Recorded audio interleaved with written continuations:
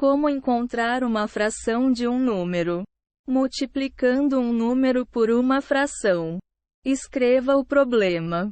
Caso esteja trabalhando com um problema de palavra, primeiro é preciso escrever todos os números envolvidos no cálculo. Caso já saiba os números, pule este passo. Por exemplo, quanto é 1/3 de 7? Ao ler o de entre dois números em um problema de palavra, pense nele como uma representação da multiplicação. Portanto, 1/3 de 7 na verdade significa 1/3 multiplicado por 7. Ao escrever o problema acima, você terá 1/3 x7. Multiplique o número inteiro pelo numerador.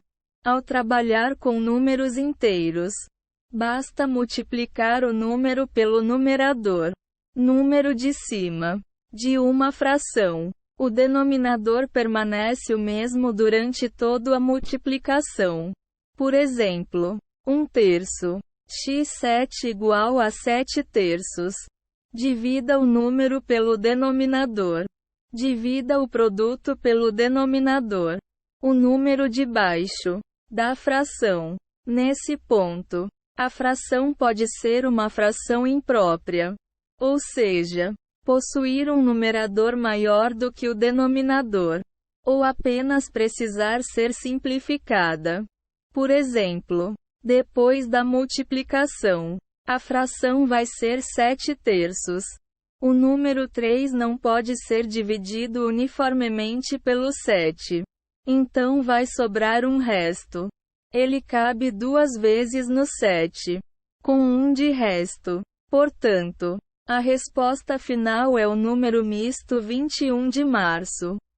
Simplificando o produto. Simplifique a fração imprópria. Uma fração imprópria é aquela onde o numerador é maior do que o denominador.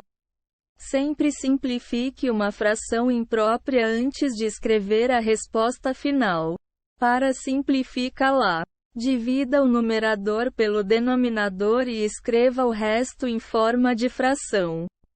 Por exemplo, 10/3. Divida 10/3 igual a 9 com resto 1. Escreva o resto em forma de fração. 1/3. Escreva o número misto. Um número misto contém tanto um número inteiro quanto uma fração. Ele é a forma mais simples de uma fração imprópria. Para escrever um número misto, basta escrever o número inteiro e a fração criada pelo resto. Por exemplo, 10/3. O 3 cabe 3 vezes no número 10. Com 1 de resto, o número misto é 3 e 1/3. Simplifique a fração para sua forma mais simples. Após realizar a multiplicação, simplifique a fração.